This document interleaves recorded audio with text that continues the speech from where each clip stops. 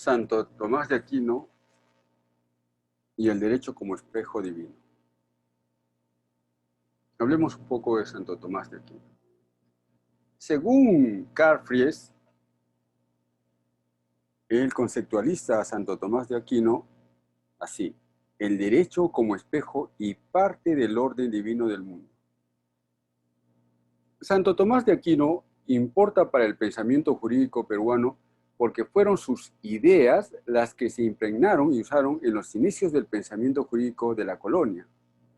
Cito: en el origen, el pensamiento político jurídico de la colonia está inspirado en las ideas tomistas.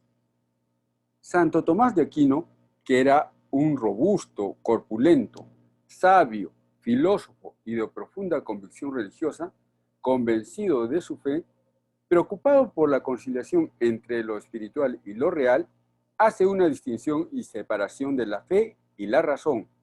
Previene que ambos son preceptos con los que se puede apreciar el mundo y que, aunque tengan rasgos que suponen divergencia, no se contradicen, teniendo, eso sí, una esfera de acción o radio correspondiente a cada cual. El problema que ha tratado de resolver Santo Tomás de Aquino es el que surge de las relaciones de poder entre la Iglesia y el Estado, es decir, entre el poder espiritual y el poder temporal.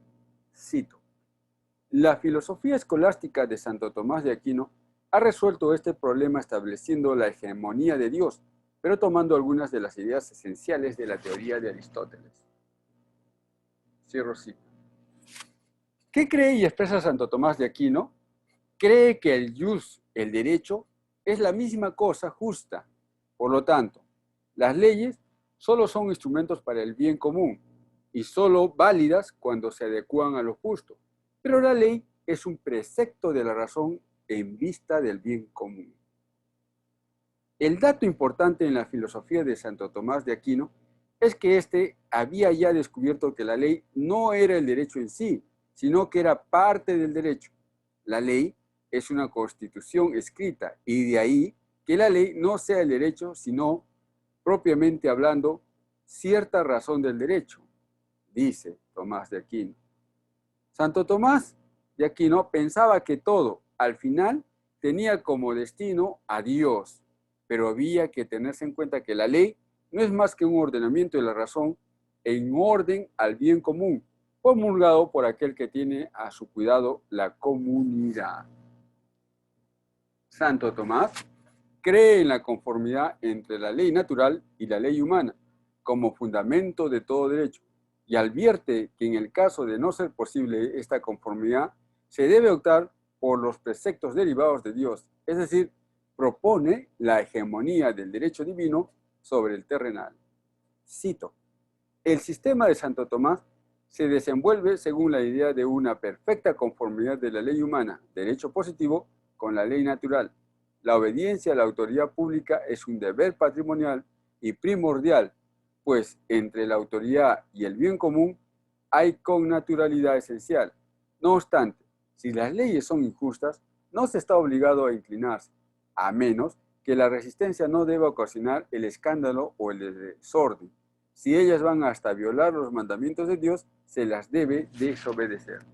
Cierro cita. Es decir, que las normas jurídicas tienen validez solo en relación a su calidad de exigencias de justicia en primer lugar. Las normas jurídicas valen principalmente porque formulan exigencias de justicia que brotan del orden objetivo metafísico de los seres y solo en segundo lugar por la autoridad de quien las promulga. Es decir, el derecho se buscaba primeramente en las facultades y exigencias morales que tenía una persona sobre otra u otras o sobre una cosa. Solo después se consideraba lo que decía la autoridad sobre el caso. Cierro cita. Pero este filósofo, Santo Tomás de Aquino, dice que Dios se distingue de la ley. Este a su vez es un mandato divino que se plasma en el orden del mundo. Cito: Dios se distingue de la ley, que es un mandato y que plasma el orden del mundo, pero sin identificarse con ese mismo orden. Cierro cita. Con Tomás de Aquino, el derecho es impregnado de un sentido de sacralidad, racionalidad y verdad. Es reconocido Dios como creador del universo, aparece como Dios amoroso. Su ley es por consiguiente una ley de bondad y amor infinitos, en contraste con las férreas de Zeus o la inflexible Moira de la Estoa. Hay una diferencia clara de la ley eterna y la ley humana. Esta última solo es ley si se deriva de la primera, si no, sería corrupción de la ley. Por su parte, el derecho positivo humano nace de la voluntad de común de los hombres y el derecho natural nace de la misma naturaleza de las cosas. Citaremos a Claudio Luspachia, que hace un análisis claro sobre la concepción del derecho en Santo Tomás de Aquino. Claudio Luspachia dice: la concepción tomista del derecho forma parte en un grandioso sistema de metafísica teológica. El universo está gobernado por la ley eterna basada en la razón divina. El hombre está sujeto a la ley natural, reflejo de la razón divina. La ley humana aplica los principios de la ley natural a las circunstancias particulares de las diversas sociedades. Cierro cita. El derecho, en Santo Tomás de Aquino, es estudiado como la idea de la participación de la justicia y la creación del Estado aparece como expresión libre de la actividad humana y su convivencia con el resto de miembros de la sociedad. El Estado surge por una actividad libre del hombre, declara lícito el derecho de resistencia activa del pueblo ante el usurpador o invasor que se apodera violentamente del gobierno. Para Santo Tomás, el derecho es algo inherente a la realidad natural y social, algo que está dado de acuerdo a su función orientada por el orden natural y divino.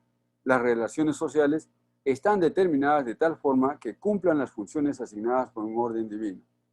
Cito, para Santo Tomás, el derecho es la expresión de ciertas estructuras inherentes en la realidad natural y social. Las formas de organización social son reales solo en la medida que cumplan ciertas funciones que les han sido encomendadas por un derecho superior divino. Cierro cita. Las normas que contradijeran o atentaran contra el sentido divino natural no serían derecho, según esta concepción. No obstante, el pensamiento planteado de la validez de la normatividad tiene sus implicancias benéficas. Se sugiere que las normas deben estar de acuerdo a la naturaleza esencial de la sociedad. Cito. Esta teoría adelanta el punto de vista corroborado por las teorías actuales de razonamiento legal, que el significado de cualquier conjunto de reglas depende necesariamente del contexto social específico de este marco institucional, dentro del cual tales reglas se deben operar, es decir, se debe a la naturaleza de las cosas. Por último, diremos que la primera contradicción y liberación del pensamiento tomista se da porque comienza a cuestionarse la cosmovisión de Tomás de Aquino y se pone en duda a partir del siglo XII, comenzando por Escoto, que expresa que las reglas del gobierno divino del mundo están determinadas más por la voluntad que por la sabiduría de Dios. Eso es, por ahora, ahí lo dejo. Si quieren leer más al respecto, pueden leer a Fernando Traseñez Granda en La idea del derecho en el Perú republicano del siglo XIX, o a Claudio Luspachia en su Introducción al Derecho, o a Miguel Villoro Toranzo en Introducción al Estudio del Derecho, que es una de sus obras, entre otros, o a Castillo Melquiades, Filosofía del Derecho, que es otra de sus obras, entre otros. Por ahí